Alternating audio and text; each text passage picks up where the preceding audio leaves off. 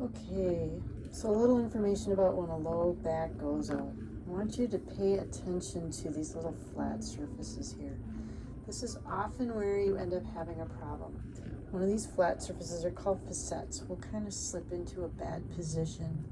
That puts pressure on some of these nerves that have to exit through here. Usually it's like between these guys and these guys.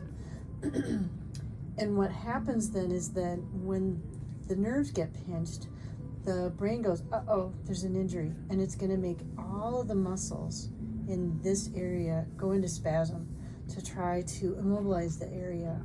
And that's usually where the pain comes in. That and little stretch receptors. Sometimes there's ligaments here. They're very innervated, and so they'll send pain signals too. But it's usually because one of these little flat facet joints goes, just shifts a little bit. And if you can get those flat facet joints to kind of go back into a better slidey glidey position, they should be able to slide and glide a little bit past each other, but not so much. You'll often feel little clicks and pops while you're doing the exercises. Little clicks and pops are actually a good sign. That means your back is kind of adjusting itself. But I wanted you to see that's kind of where the problem are. So I'll show you some other pictures of, those are higher ones. This is what some of those flat surfaces look like. And they actually do have cartilage, so they are built to kind of slide and glide past each other. But they're called facet joints. And they're what gets you in trouble usually when your low back goes out. Anyway, hope that helps you understand. Hello, this is a short video on how to help your back when it has gone out. We're going to do really small little exercises. These are the ones that I use that help my back anyway.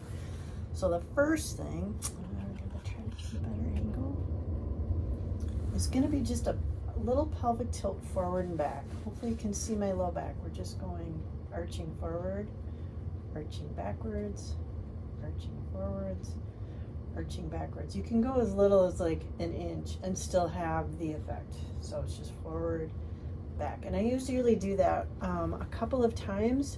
For this next one, you can do this one laying down.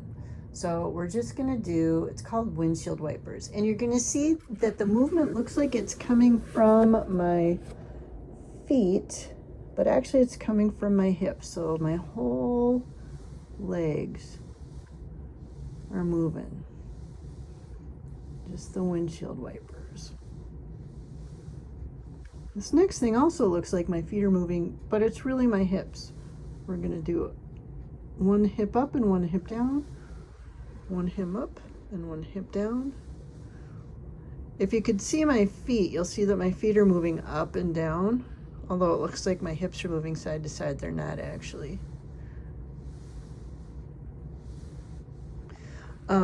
If I were to do my knees, it looks like this if I'm sitting.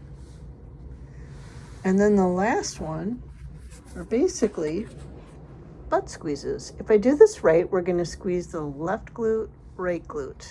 Release the left, release the right. Squeeze the left, squeeze the right. Release the left, release the right. You'll actually see your butt kind of moving up and down, and you'll feel like you're lifting up. So that's basically it, those 4 little exercises. Here's an alternate way to do that pelvic tilt with your knees bent.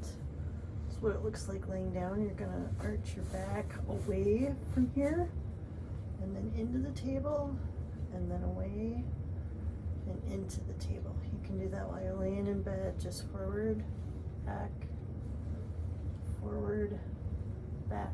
Hopefully that makes sense.